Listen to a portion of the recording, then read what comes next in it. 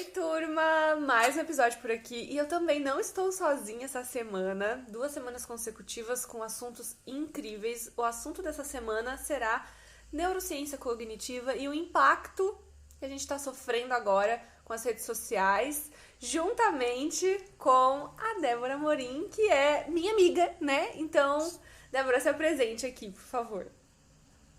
Oi, turma! Ai, sempre quis falar isso. Tô muito feliz de estar aqui, pessoal. Um prazer estar com a Bruna, uma pessoa que eu admiro demais. Então, espero que seja uma conversa bem legal, né? Bem divertida, como normalmente a gente sempre conversa. Sim. Eu sou psicóloga, A mais precisamente... psicóloga! Ela é ótima! E mais precisamente, em termos de formação, eu sou doutora em psicologia cognitiva, né? Eu fiz mestrado e doutorado em psicologia cognitiva. E no momento eu estou concluindo uma pós-graduação em neurociência e psicologia aplicada. Então, eu tenho realmente, assim, um pouquinho de paixão, né? Pelo nosso cérebro. Acho que enquanto vocês forem me ouvindo falar, vão ver que é bem perceptível o quanto eu acho incrível a capacidade que o nosso cérebro tem. Atualmente, eu sou professora na Universidade Federal do Vale do São Francisco e eu ministro disciplinas relacionadas a esses processos cognitivos, né? As disciplinas se chamam processos psicológicos. Mas, basicamente, a gente fala sobre esses processos cognitivos e a influência que eles têm no nosso comportamento, no nosso modo de agir. Então, espero conseguir contribuir um pouquinho aqui com esse debate que é tão importante. Débora, eu tô ansiosa porque as perguntas que eu separei são puramente curiosidades minhas, enquanto usuária de internet. Porque hoje eu sou usuária de TikTok, você tá sabendo dessa, né? Ah, minha filha, eu também. Ai, Eu não gravo, mas eu consumo. Não julgo, adoro. Gente, eu conheci a Débora aqui em Portugal, lá em Braga. Ela fez o mestrado dela aqui. Então, enfim, Débora, obrigada pela participação e pela amizade, né? De todo o carinho. Prazer.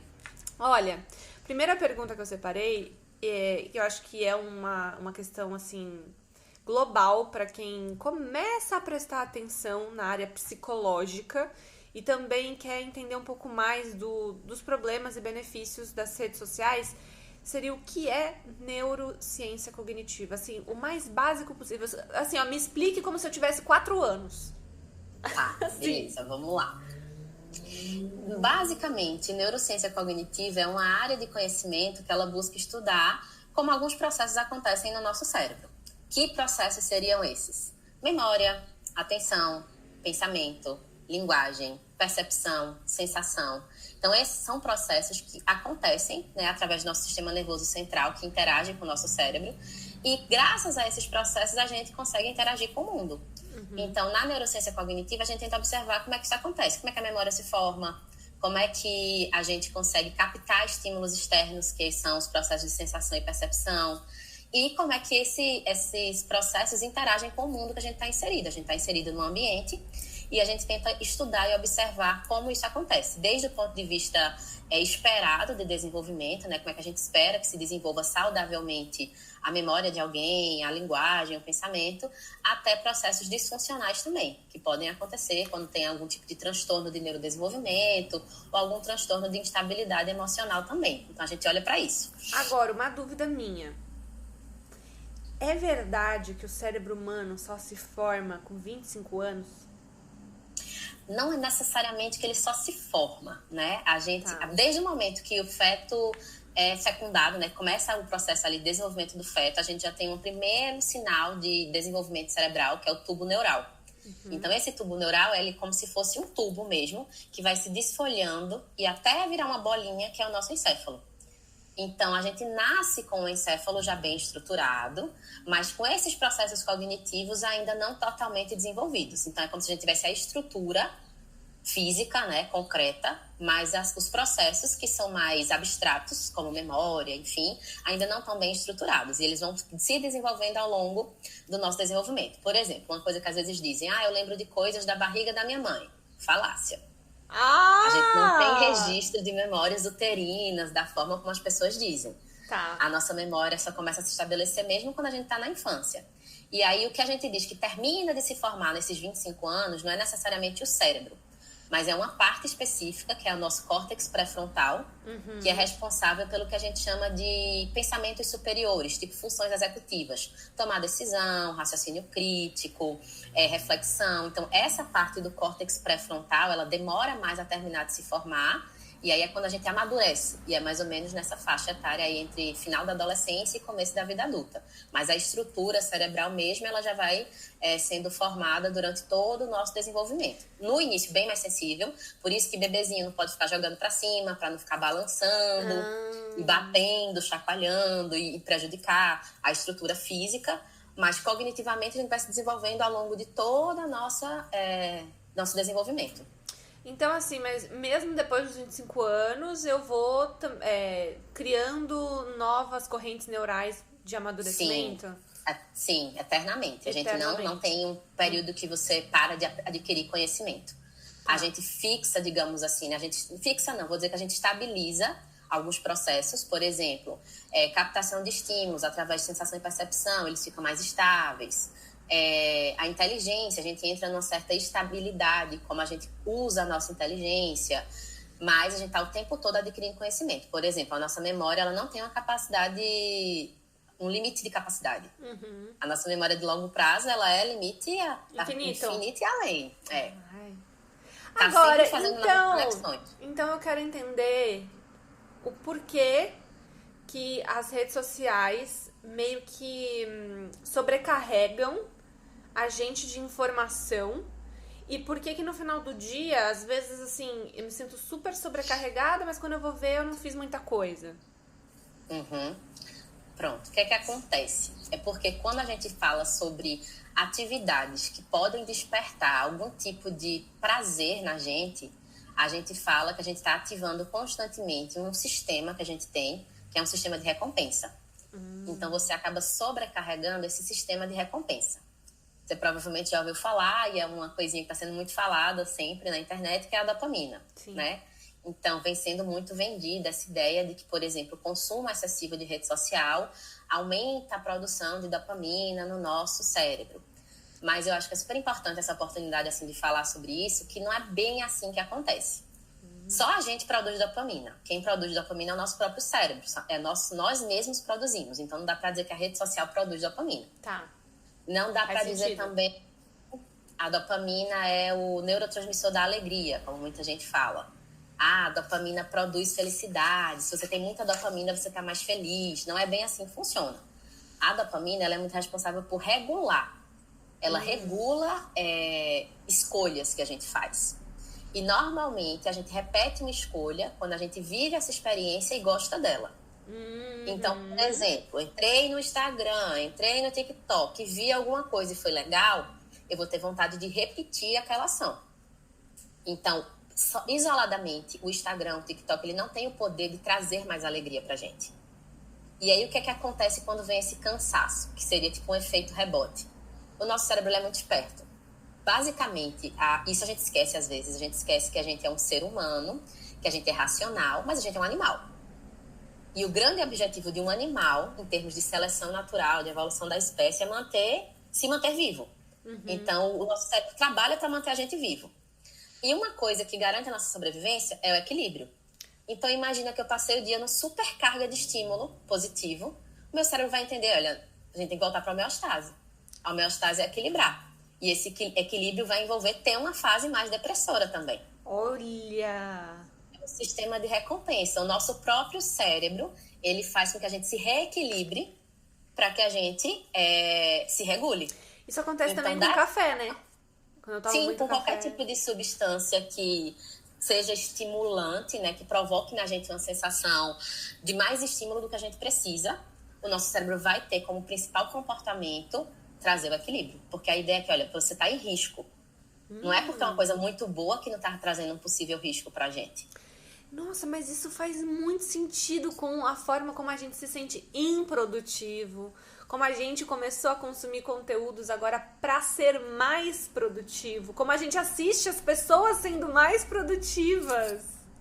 Isso. E aí uma coisa que me irrita um pouco, assim, nessa era das redes sociais, é que algumas ideias são vendidas sempre voltado nisso de produtividade, de Por exemplo, um termo que é super famoso, até agora que não tá tão famoso assim, teve um boom mais assim em 2018, 2019, que era aquela lógica de detox digital. Não sei se você lembra dessa fase. Lembro. Pronto. Essa fase do detox digital. Quando a gente vai ver historicamente de onde veio esse termo, ele foi produzido, começou a ser difundido pela galera da TI.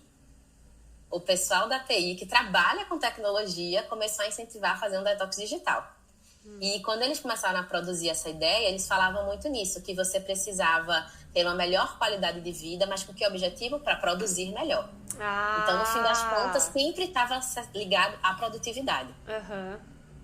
E aí, são pessoas muito inteligentes, são pessoas que têm conhecimento, mas que às vezes acabam difundindo uma ideia que não é tão real, que parece saudável, mas não é bem assim que acontece. E agora o novo termo é o jejum de dopamina. Você precisa parar de consumir para poder você ter uma melhor qualidade de vida. E aí é vendido, pega uma palavra... A lógica é a mesma, só que para ser mais atraente de forma midiática, mudou o detox digital para jejum de dopamina porque é mais vendido. E eu digo isso com propriedade, porque, por exemplo, essa pós que eu estou fazendo de neurociência, ela é uma pós multidisciplinar. Mais uma pós, minha turma, né? Na minha turma, a maioria da turma é a galera do marketing. Eles estudam como o nosso cérebro funciona para aprender melhores técnicas de convencer a gente do que o mercado quer. Olha, os danadinhos. E teve, eu acho que um exemplo disso é como conseguiram vender o esporte da corrida agora como... Exato. Exatamente. As pessoas estão se lesionando, as pessoas estão correndo sem nenhum amparo, mas comprando o tênis mais caro de corrida possível. É um ciclo. Exatamente. Né? É um ciclo. E aí fica parecendo que o vilão é a rede social, que o vilão é a dopamina, como se as coisas de forma isolada tivessem o poder de fazer isso. Porque, veja, a dopamina é um neurotransmissor. Ela é produzida pelo nosso organismo. Você acha que a gente ia ter condições de sozinho controlar como é produzido um neurotransmissor na gente? Se a gente tivesse esse poder, não tinha doença mental, não tinha depressão, não tinha ansiedade, não tinha nada. Era só controlar a produção de neurotransmissor. Uau, a minha cabeça explodindo agora. Novas conexões neurais sendo montadas. Então, assim, a gente acaba reduzindo muito, porque parece que um comportamento, ele é consequência por uma parte. Tipo, a dopamina, ela é só uma parte de uma variável que é a vida do sujeito. E a gente esquece disso, né? Que a gente, enquanto animal, tem como principal objetivo o nosso cérebro manter a gente vivo, mas manter a gente vivo dentro de um ambiente. Então, tem uma série de fatores nesse ambiente que vão estimular o teu comportamento como sendo inadequado, digamos assim, ou disfuncional. Não é só o uso da rede social isoladamente. Sim, então, até tipo, dormir bem, comer bem, tudo isso influencia. Isso. O que parece ser o básico, o que parece ser óbvio, mas é a melhor receita. Então, como é que muitos alunos perguntam, às vezes eu estou dando aula sobre algum processo específico, sei lá, consciência. Ou então memória. Como é que eu faço para melhorar a minha memória? Tem alguma atividade que seria melhor para preservar minhas funções cognitivas? As redes sociais estão derretendo o meu cérebro. Como é que eu posso fazer para preservar minhas funções cognitivas? Gostemos ou não, não tem melhor receita do que dormir e comer bem. Jura? Não tem mágica. Dormir é muito importante. Tipo assim, se eu dormir 2 horas da manhã todo dia, não ruim? Pode. Isso que vendem na internet, que dormir 4 horas por dia e sou super produtiva, é maravilhoso. Tem certeza, querido? Já experimentou dormir 7 para ver se não melhora ainda mais a sua produtividade? O nosso cérebro não foi feito para funcionar do jeito que está sendo vendido. A gente foi feito para um adulto saudável, com as evidências científicas que a gente tem hoje, tá? Pode ser que no futuro mude. Dormir pelo menos 6 horas por dia.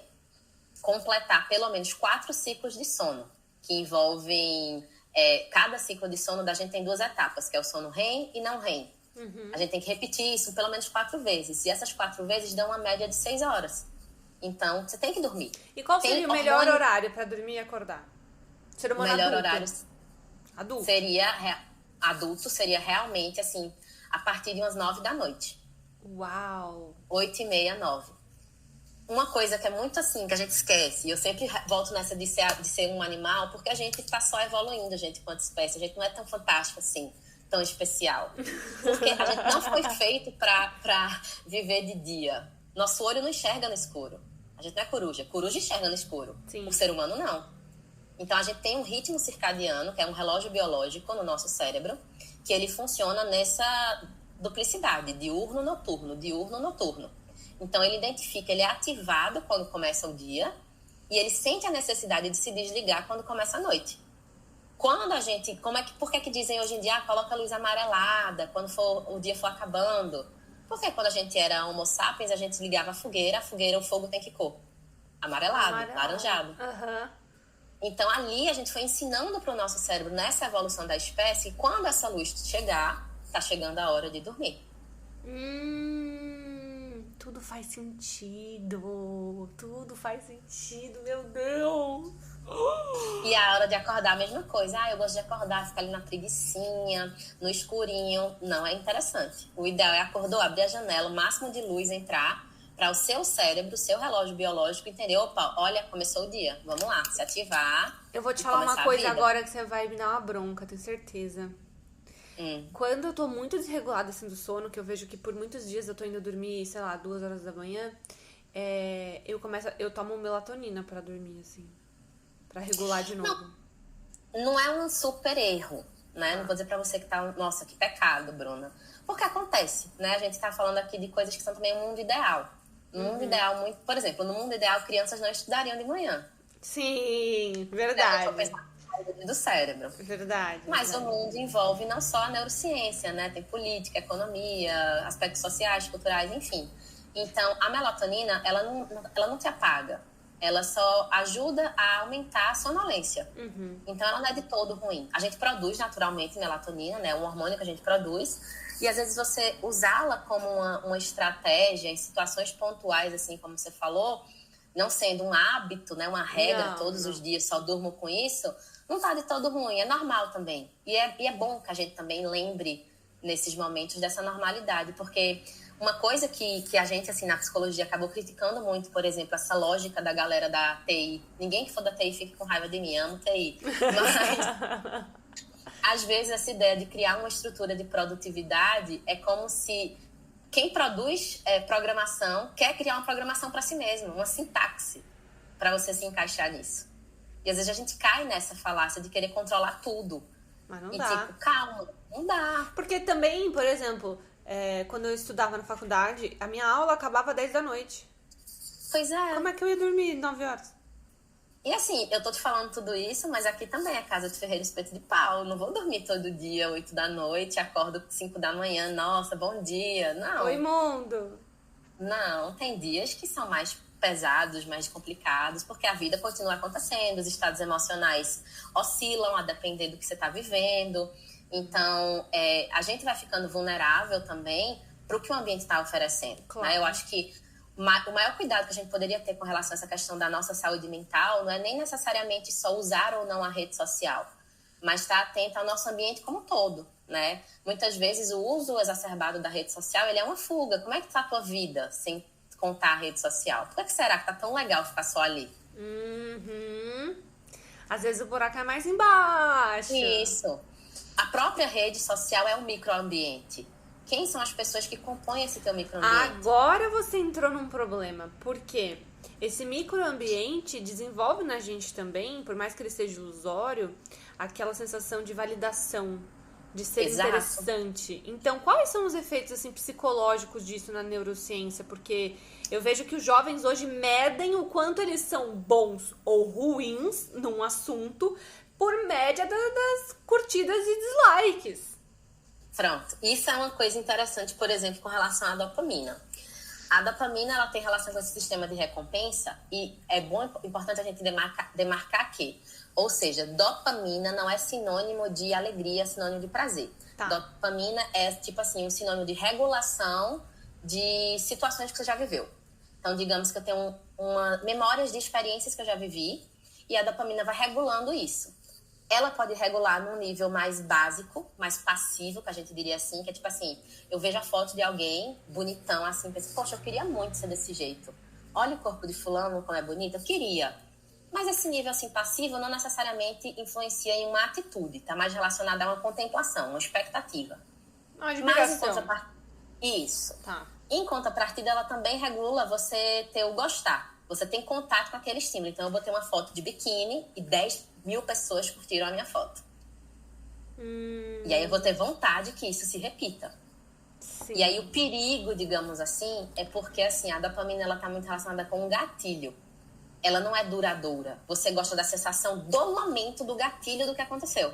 Você não gosta, ela não tem um efeito duradouro. Vou dar um outro exemplo básico. Tive um dia péssimo, nossa, que dia horrível. Cheguei em casa, vou comer uma coisa bem gostosa porque eu mereço. Aí eu abro lá o aplicativo do iFood, fico lá pensando o que é que eu quero comer e tal. Aí escolho a comida, tererê, peço a comida. Deve ter acontecido já isso com você e com qualquer outra pessoa que tá ouvindo. Demora 40 minutos pra comida chegar. A comida chegou, você... Poxa, podia ter ficado sem essa comida. Nem tava com tanta fome assim. Porque a liberação de prazer é o poder. Eu posso pedir. Ah, tá. Não é necessariamente o comer. Aí você vai querer pedir de novo, outro dia. Eu vou querer jogar de novo, eu vou querer comprar. Eu vou querer, sei lá, fazer qualquer outra coisa que envolva esse gatilho ali de prazer. Então, uma forma que as redes sociais têm de atrapalhar muito isso é porque é muito fácil acesso a esse prazer. Claro, só deslizar o dedo hoje em dia. Exatamente. Então, o problema está nisso. A gente busca muito um estímulo, por exemplo, de dopamina real. Falam muito isso. Busque dopamina real. O que é que seria dopamina real? Atividades que você tem essa velocidade de produção sem precisar fazer com que o seu cérebro fique o tempo todo buscando um equilíbrio. Exemplo. O quanto de dopamina que eu libero no meu cérebro quando eu pego o celular e passo 1 hora é diferente do quanto de dopamina que eu libero quando eu fico caminhando no parque por 1 hora. É um volume menor em um maior tempo. E o problema que faz mal para o nosso cérebro não é quanta dopamina tem no cérebro. Tem muito ou tem pouco. Se eu tô com muito, eu sou mais feliz. Não. A quantidade é irrelevante. O que pesa são os receptores. A gente tem receptores que vão captar esse neurotransmissor que é a dopamina. Se eu sobrecarrego o sistema, os receptores vão, por defesa, se desativar. Eles vão ficar dessensibilizados para aquela quantidade. E aí fica tendo esse efeito rebote. Então eu tenho que consumir mais para o receptor achar que eu preciso de mais. E fica esse ciclo sem fim. Nossa, então você acha que esse acúmulo e não acúmulo de dopamina que as redes sociais acabam sendo um gatilho fácil, né? Pode ser comparado a algum outro tipo de vício? A gente não tem ainda hoje na ciência um dado exato que a gente possa dizer que tenha mesmo impacto em termos fisiológicos, sabe? De produção, de quantidade, como, por exemplo, uma substância propriamente dita, sei lá, a gente pensar em alguma droga, uma metafetamina da vida, uma cocaína. Em termos de substância mesmo, a gente percebe visualmente uma redução bem significativa desses receptores e um acúmulo, mas a gente tem hipóteses que, em algum nível, as redes neurais estão sendo prejudicadas por esses estímulos, que não são concretos, digamos assim, porque não é uma substância que está circulando no nosso sistema nervoso, mas que o comportamento decorrente disso está tendo esse efeito. Então, é verdade, porque assim, não é uma cafeína, não é um cigarro, não é um álcool. É algo que a gente está vendo, é produto da nossa imaginação. Exatamente. Será que é como se o ser humano mesmo tivesse se prejudicando? A De gente sozinho. Uhum. Exatamente. E aí, a melhor opção, parece um clichê, mas não deixa de ser verdade, é realmente uma busca pelo equilíbrio. E aí, quando a gente pensa, por exemplo, em faixa etária, por que o público adolescente, os jovens, estão cada vez mais viciados? Porque, naturalmente, é uma idade mais vulnerável. Então, tipo esse córtex pré-frontal que eu falei, que é responsável por essa tomada de decisão da gente, por essa capacidade que a gente tem de mensurar riscos e benefícios, na adolescência ele ainda está finalizando o desenvolvimento. Então, seu senso crítico de conseguir regular o que é bom ou ruim para você ainda não está 100% formado. Então, por mais que o adolescente queira se controlar, o benefício que aquilo traz é maior. E aí precisa ter a presença dos pais para fazer esse papel regulatório, para tentar trazer esse equilíbrio. Porque também não dá pra gente dizer que não vai ter como usar a rede social, porque é uma realidade, né? Muitas coisas hoje envolvem a tecnologia. Essa era a minha próxima pergunta, né? como usar as redes sociais de maneira saudável. Equilíbrio. E lembrar disso. Como a gente está cada vez mais inserido na rede social, ela é um microambiente. O que me preocupa muito, né, o que tem me preocupado bastante, é que as pessoas têm vivido realidades paralelas. Você já deve ter observado isso. Por exemplo, tem algumas pessoas que eu vejo que, sei lá, no Instagram tem uma vida, alguns familiares, sim. algumas pessoas de trabalho, sei lá. Aí no TikTok tem outra vida, assim, completamente diferente. São outras pessoas produzindo outras coisas. Mas eu percebo isso, Débora, até com relação à vida real e à vida online. Tem pessoas que se dividem de uma maneira que, desculpa, pra mim parece até fragmentada. Exato. Parece que a pessoa tá se fragmentando, juro pra você. Assim, tem gente hoje em dia que deixa de viver a vida, assim, eu vou dar um exemplo muito básico, mas eu não vou ter uma formação porque na internet eu sou relevante. Tipo, as pessoas... Eu sei que a internet, ela é importante e ela dá retorno financeiro e ela muda vidas, beleza. Mas até que ponto aquilo ali é real? Exato. Exato. Porque assim, eu já falei, eu falo isso todas as vezes, eu vou falar isso sempre. Eu sou professora, eu produzo hoje conteúdo na internet e eu gosto disso. O dia que isso atrapalhar minha profissão, meu amor, ó... Se um dia eu for admitida em alguma universidade pra dar aula e alguém falar assim, ó, não pode estar na internet, tchau, tchau, internet, bye, bye. É uma coisa muito clara na minha cabeça. Não teria problema nenhum. Isso está muito alinhado com uma coisa que é super importante que as pessoas estão esquecendo, que é um processo de autoconhecimento e de seleção do que são valores para você. Uma das formas de lidar bem com as redes sociais é você lidar bem com você mesmo. É você ter muito claro para você quais são os seus valores. E hoje em dia, os valores das pessoas estão sendo muito construídos a partir da visão do outro. E assim, eu não estou falando valores do ponto de vista conservador, não. O valor é o que é importante para mim. Sim, o que é, sim, no sentido literal da palavra. Exatamente. Isso é importante para mim, massa. Mas quem te disse que é importante? É importante porque para outras pessoas é importante, é porque você acha realmente significativo. É diferente. Porque diferente, eu até vejo assim, o pessoal falando, eu não preciso fazer faculdade, vou empreender na internet e vender jogo do Tigrinho. É sério que você quer, tipo, assim, pensando a curto prazo, é sério que você quer passar os próximos 5 anos da sua vida divulgando o jogo do Tigrinho? Esse é o seu ideal de vida. Desculpa, Exato. é que assim, pode parecer que eu sou uma senhora conservadora de 80 anos, mas eu não sou. É só assim, um ponto de... Isso não me... Eu não tô aí pra saber a cabeça dos outros também, né? Eu não sou especialista em nada, mas... Eu teria zero brilho, zero tesão na vida se a minha vida fosse assim. Sim, pois é, mas isso está muito alinhado com seus valores. Porque para você só o dinheiro não é uma coisa importante. Para você só a fama não é uma coisa importante. A gente não vai ser hipócrita que dinheiro não é bom, mas não é tudo. Mas, exatamente. Então, um processo, principalmente nessa fase de formação do sujeito, de adolescência, etc., é essa busca pelo autoconhecimento. A consciência que a gente constrói sobre quem a gente é, sobre o que a gente gosta, o ambiente que a gente está inserido. A gente tem grandes grupos que influenciam na nossa formação. Tem os traços genéticos, então a nossa herança de vida, enfim, isso influencia, mas sobretudo o nosso ambiente. Então o ambiente diz muito sobre o que você vai gostar, sobre que valor você vai construir. Se você também não está disposto a olhar para si mesmo, para esse ambiente, aí é difícil. Qualquer coisa, é bem aquela fase da Alice, qualquer caminho serve. Então, nesse qualquer caminho serve, eu percebo que os jovens, então, estão se... Os jovens, como se eu fosse uma senhora. Mas estão se... Eles realmente estão se deixando levar. Tipo assim, não, é isso e acabou. E pensar na existência dá trabalho. Agora você... Pensar na sua própria existência dá trabalho, envolve responsabilidade, envolve assumir as suas atitudes. E a gente tá numa era de muita liberdade, tudo é liberdade, né? Eu percebo que as gerações vão mudando, né? Como se eu também fosse muito velha, mas enfim.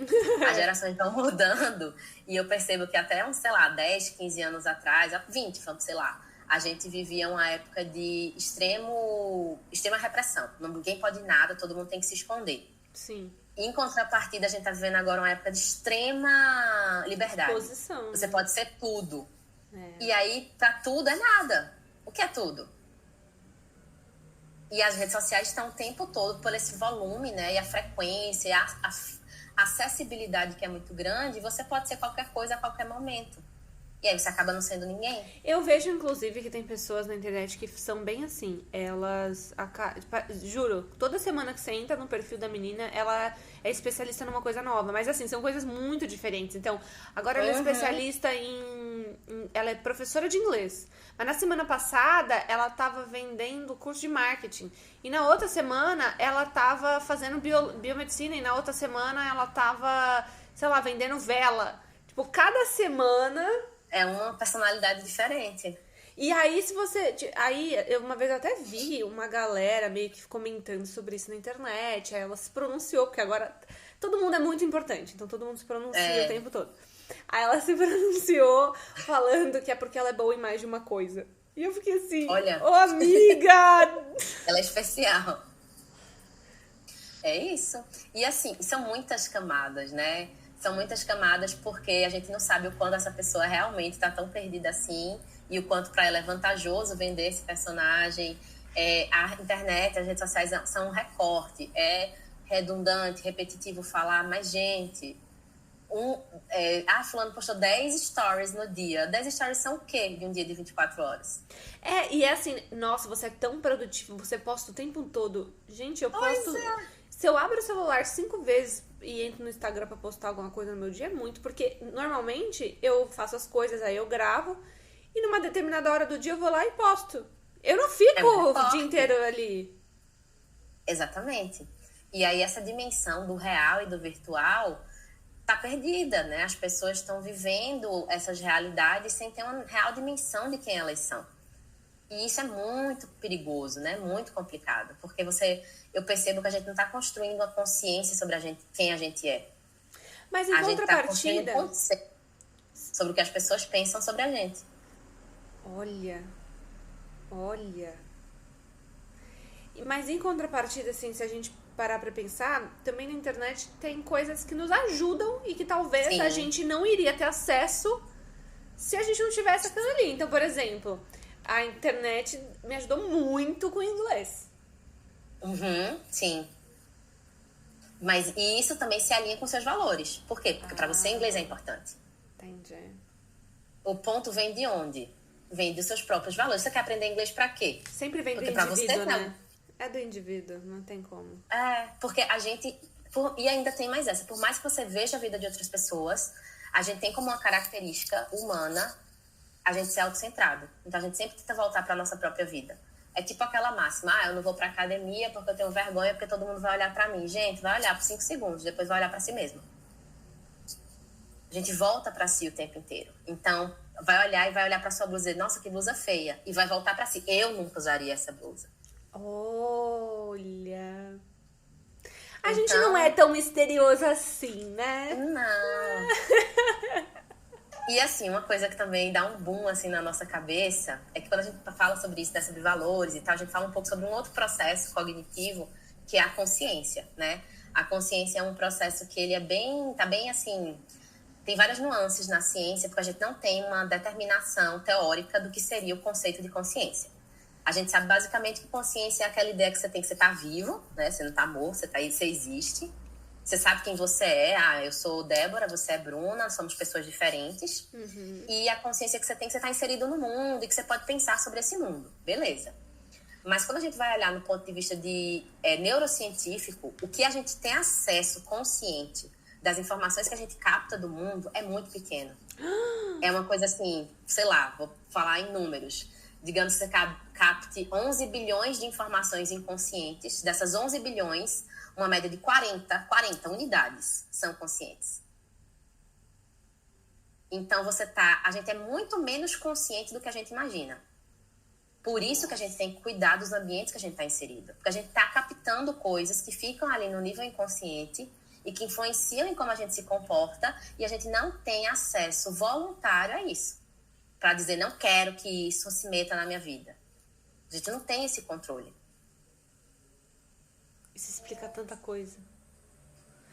E aí, reforça a importância de cuidar do ambiente. E de si mesmo nesse ambiente. E aí você diz até, tipo, relacionado a amizades, por exemplo. Tudo. Eu tenho amigos que só são de festa. Acho que num determinado momento você vai acabar em Normalizando alguma aquilo. forma, em alguma medida, sendo influenciado por alguma coisa. Sabe aquela coisa que, assim, às vezes eu brinco também nas aulas e pergunto assim, gente, quem aqui acredita em intuição? Aí uns dizem, não acredito não, intuição é uma falácia. Não, eu acredito. Quantas vezes a gente não vive a nossa vida assim, meu coração tá dizendo para eu não fazer isso. Meu coração, isso que a gente chama de meu coração, de intuição, cientificamente falando, são essas informações que foram captadas em algum momento e estão no nível inconsciente. E elas se refletem, elas aparecem como intuição. Por quê? Porque qual é o objetivo do nosso cérebro? Manter a gente vivo. Sobrevivência, proteção. Porque a gente é o quê? Um animal. Então dá o aviso, né? Exatamente. É aquela música da Lana, When You Know, You Know. Exatamente. Você já passou então, por assim, aquilo, né? Mas aí que isso. entra uma questão, acho que da psicologia agora mesmo, da terapia. Por que é tão difícil, então, quebrar padrões? Que a gente fica confortável naquilo? Também, tanto porque a gente fica confortável, também porque emoções mais negativas, que têm esse intuito de proteção, elas têm uma força maior. Medo, tristeza, ansiedade, raiva. A gente lembra com mais facilidade de coisas que foram emocionalmente negativas por um instinto de proteção, de sobreviver. E muitas vezes essas crenças estão associadas a essa proteção. Aí você quer ficar com aquele escudo ali, sabe? Por mais que às vezes seja uma coisa que não seja real, que não seja uma evidência de que vai acontecer, mas é uma proteção, é algum escudo. Então, eu vou manter aqui porque é mais seguro. Eu garanti que eu não vou sofrer isso de novo do que eu me abrir novamente para a experiência. Vocês estão entendendo por que eu sou amiga da Débora? Eu espero que sim. E assim, a nossa amizade é um fruto positivo da internet. É e a verdade. gente se conheceu também pela internet. Primeiro pelo Instagram, né? Sim, verdade. E você sabe que aquele dia que a gente passou aquela tarde em Braga, eu nunca esqueci porque teve um momento que eu tava num momento muito complicado, né? Você lembra? E eu falei assim, é porque eu fico pensando no futuro. E aí eu não. Olha, acho que se não todo dia, uma vez na semana, eu lembro da gente descendo a escada do shopping, assim, na escada rolante, e você virou você falou assim pra mim, mas se você tá tão preocupada com o futuro, pode despreocupar, porque daqui 10 anos você vai ter 35 anos ainda, ou seja, você ainda é nova. E eu levei aquilo, assim, pro coração, porque eu parei pra pensar, falei assim, gente, eu sou muito nova, calma. Exatamente. Tipo, uma frase que você falou, eu nunca mais esqueci. E isso também tem a ver com o ambiente, né? Poderia ser... Eu acho que a gente, pensando no nosso microambiente da nossa amizade, nós somos influências positivas uma para outra. Sim. E se eu fosse uma influência positiva, eu poderia também ter tido nessa frase acabado com tua vida. Ter tido completamente contrário. Sim. Então é muito importante se aproximar de pessoas que tenham valores parecidos com o que a gente acredita. Nossa, e como é difícil entender isso, né? Muito. E eu lembro que naquele momento, uma coisa que a gente conversava, que era um super valor para você, era isso. Era estudar, era ter uma independência, era ser feliz. E isso também são valores para mim. Então é fácil, é como se quando a gente se aproximasse de pessoas e de coisas que têm valores parecidos com a gente, como se a gente falasse o mesmo idioma. Nossa, isso é tão precioso. Isso, a gente... nosso sistema cognitivo de sensação e percepção, eu sempre digo assim, a sensação é basicamente mundo físico. Então, eu uso meus órgãos sensoriais, visão, audição, paladar, para captar estímulo externo. Vozes, imagens, sons, enfim. E eu preciso transformar esse estímulo em uma coisa que vai ser interpretada pelo meu cérebro, que é a percepção. A percepção, a língua que ela fala é impulso elétrico. Então, ela não lê estímulos visuais, auditivos, precisa ser transformado. A gente passa por um processo que é chamado de transdução. Então, eu transformo uma propriedade química, por exemplo, como o gosto de uma comida, em um impulso elétrico e a percepção pensa, que comida gostosa. Isso acontece não só com coisas concretas, tipo que cheiro bom, que comida gostosa, mas com conteúdos que eu consumo. Tem coisas que são mais fáceis de eu interpretar como sendo positivas porque elas parecem mais comigo, com o que eu gosto, com o que eu já vivi, com as experiências que eu já tive. É menos estranho para mim, é mais agradável para o meu cérebro processar essas informações. Eu gasto menos energia. Nossa, e entra naquilo, né? Eu me alieno, então me alivia. Isso. É sempre, o ser humano sempre buscando alívio, conforto Isso. e prazer E fácil. Um esquecimento real, que a gente faz isso todo dia, de que não tem como, o cérebro não foi feito para ficar feliz. O cérebro foi feito para ficar estável. Homeostase não é prazer, não é alegria. É quase que uma anedonia também. Mas isso aí é complicado. Sabe por quê? Porque eu demorei um tempo, eu ainda tô demorando, tá? Não demorei no passado, não, mas eu demorei um tempo pra entender que os meus dias tranquilos são os melhores dias. E os comuns. Porque a gente fica achando, tem aquele poema, né? A gente fica esperando a felicidade que vem de chegar depois da manhã, depois da formatura, depois da aposentadoria, mas a felicidade não vem, né? Isso. Tá, entendi. São ondas, eu sempre gosto desse exemplo. Ondas. Ora, as ondas vão ser boas, de emoções positivas, ora vão ser ondas de emoções negativas. Mas ambas passam. Vêm e passam. Algumas são aquelas marolinhas, bem de leve. Outras é um tsunami, acaba com tudo. Mas passa. Se você estiver muito feliz, vai passar. Se você estiver muito triste, vai passar também. O tempo inteiro, o nosso cérebro vai ter esse mecanismo de buscar esse equilíbrio. E o equilíbrio é sustentar o tédio. Por exemplo, ficar sem mexer no Instagram por 10 minutos enquanto eu estou num restaurante esperando chegar um pedido, é sustentar o tédio. Quanto tempo a gente consegue ir para um restaurante, fazer um pedido e não pegar no celular enquanto a comida não vem? E simplesmente observar a vida acontecendo, as pessoas ao nosso redor. Nossa, eu consigo, porque eu fico de saco cheio da internet. Eu fico de saco cheio do celular. Então, uma coisa que eu sempre faço, entrei no Uber, por exemplo, é não mexer no celular. Eu criei essa regra. Mundo, né? Ver a janela, o caminho, como é que as pessoas estão. Então, eu tento sempre me esforçar para fazer isso. Gostei não pegar dessa regra, vou copiar a sua regra.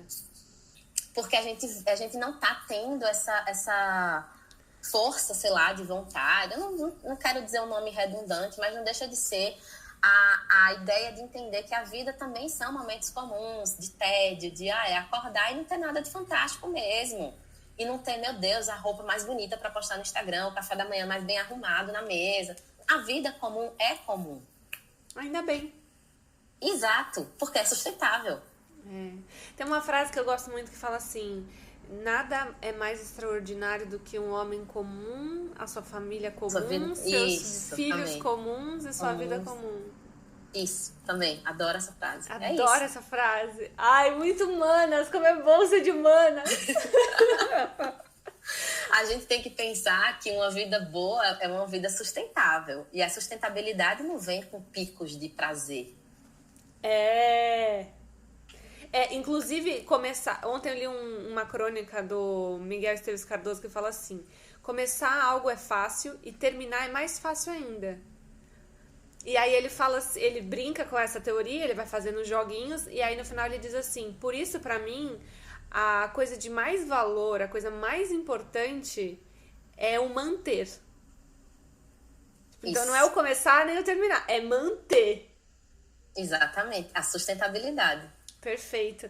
Débora, a gente já vai pro final, mas primeiro, eu amei esse episódio. Eu também amei. Você vai ter que voltar mais vezes. Olha, eu queria que você desse um palpite. Vamos lá, não sei se você faz apostas. Porque eu queria um palpite sobre, olhando pro futuro, né? Dentro dessa evolução das redes sociais, das novas tecnologias, como a sua área, dentro do que você conhece, óbvio, veria o impacto dessas plataformas, da internet, no nosso cérebro daqui pra frente, no resultado do indivíduo na vida real, assim. Como isso ficaria? Eu acho que eu fiz uma pergunta meio estranha, né? Mas você entendeu? Mas eu acho que eu entendi o que você quis dizer. Tipo assim, o que é que a gente pode esperar, né? Isso. Daqui a um tempo, com todo esse volume de tecnologia, de rede social que a gente tem. Isso. Uma preocupação que eu vejo que, né, que as pessoas vêm tendo muito... As pessoas vêm tendo muito... É um medo da inteligência artificial, por exemplo, né? Da gente ser substituído pelas máquinas e tal. E eu vi uma frase esses dias no Instagram que eu achei muito legal, que era assim... eu quero que a inteligência artificial aprenda a lavar roupa, passar, arrumar a casa. E não a fazer meus trabalhos, assistir as coisas por mim, porque eu quero ter tempo livre para fazer essas coisas. Perfeito. E aí a visão que eu tenho é que o futuro da gente pode estar muito comprometido se a gente esquecer disso, né? Do porquê que a gente faz as coisas. Por que que eu uso a rede social? Para que que eu quero estar ali? Então, se eu pudesse dar assim, uma dica de como seria uma estratégia para lidar melhor com isso, ao invés de tentar ser expert no conteúdo que você vai colocar na internet, na fonte dos postagens que você vai fazer, no design do Canva, seja expert em sobre quem você é, no seu mundo, na sua subjetividade. Se a gente cuidar da nossa subjetividade, por mais que exista a tecnologia e redes sociais e etc., a gente vai ter mais sabedoria para usar ela ao nosso favor. Então, assim, eu queria ser muito otimista de achar que não vai ter muito trabalho para mim e para os meus colegas enquanto psicólogos, mas, infelizmente, como as coisas vêm sendo levadas, né, a tendência é, sim, a gente ter cada vez mais pessoas com esses vícios, digamos assim, digitais, mas quem ainda está em tempo de se proteger, né, de se precaver de alguma forma, basicamente se apegar a isso que você falou, dias comuns, vida comum e sustentável.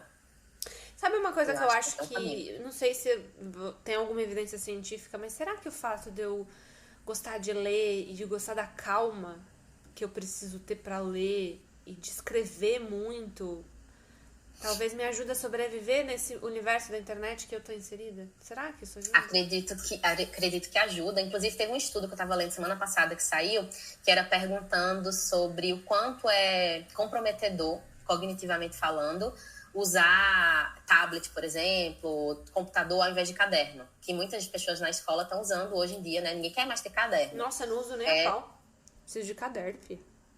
Então, eu sou uma pessoa viciada em papelaria. Se você ver aqui, minha mesa de estudo tem todas as canetas.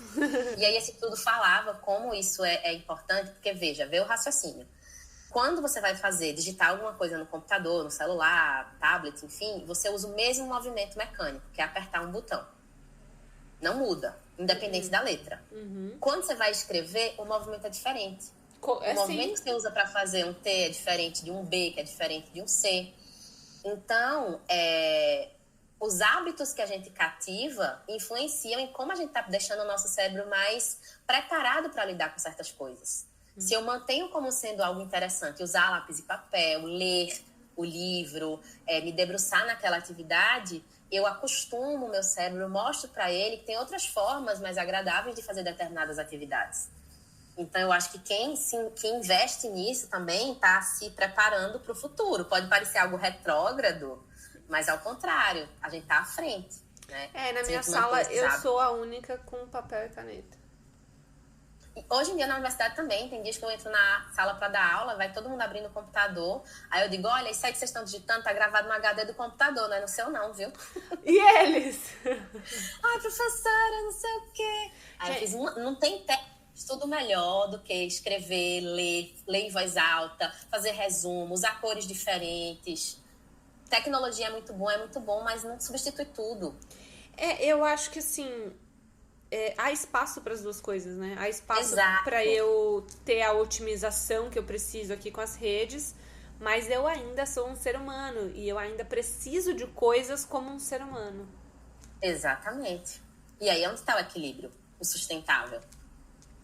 O que é que tem de sustentável em substituir tudo que você pode fazer com suas mãos por uma máquina? E até porque, quando eu fiz pedagogia, eu via os benefícios do movimento psicomotor.